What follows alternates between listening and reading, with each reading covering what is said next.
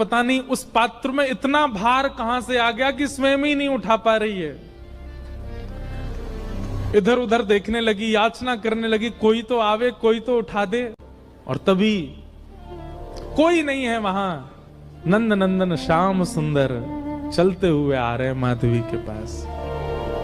माधवी की मति घूम गई है, आधी रात ही आ गई और तभी ठाकुर जी वहां पहुंच गए।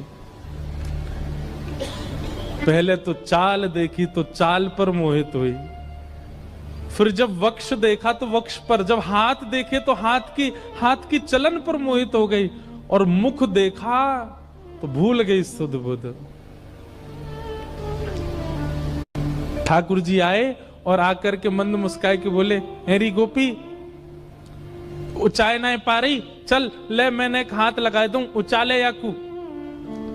और एक तरफ से माधवी ने मटकी पकड़ी और दूसरी तरफ से ठाकुर जी आकर के नन्हे से गोपाल जी ने जैसे ही हाथ लगाया मटकी उठने लगी।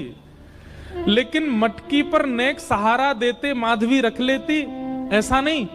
ठाकुर जी मटकी उछा के, जैसे जैसे मटकी उछ रही है वैसे वैसे ठाकुर जी लंबे होते जा रहे हैं और बिल्कुल माधवी के नेत्रन के सामने आकर के खड़े है गए। कटाक्ष नेत्रों के सामने कोई गोपी टिक नहीं पाती और माधवी को ठाकुर जी प्रत्यक्ष देख रहे हैं, सामने खड़े हैं कि। और वो एक क्षण के लिए जो रूप माधुरी का दर्शन हुआ, वो दर्शन देकर के ठाकुर जी खिलखिल करते हुए भाग गए वहां से। अब माधवी चाहती है कि पीछे भागे, लेकिन पैर स्तब्ध हो गए। माधवी चाहती है कि चिल्लाए कि रुक जाओ, पर बोल नहीं पा रही है। माधवी चाहती है कि इधर गए मैं नेत्र घुमा करके देख लूं, पर नेत्र घूम नहीं पा रहे। पूरा शरीर मानो जैसे एक स्थूल स्तब्ध एक मूर्तिमंत की तरह खड़ा हो गया।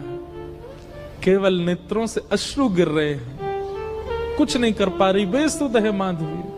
वहीं खड़ी रही तब तक जब तक भोर में गोपियां जल भरने नहीं आ गईं। अश्रु जलों से जल पूरा वस्त्र भीग चुके हैं माधवी के।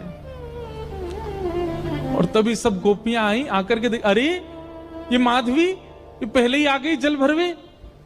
सब ने जाकर के हिलाया, स्पर्श के बाद भी माधवी हिल नहीं पा रही है। बस नेत्र लाल पड़े हैं, अपलक नेत्र हैं और नेत्रों से केवल अश्रु गिर रहे हैं। बोलना चाहती है, कहना चाहती है, चिल्लाना चाहती है, किसी को पकड़ना चाहती है, पर कुछ नहीं कर पा रही है। तभी गोपी गई और यमुना जल लेकर के जैसे ही माधवी के मुख पे छिड़को, माधवी तुरंत सचल जैसी हो गई और धड़ाम से मूर्छित होकर गिरी।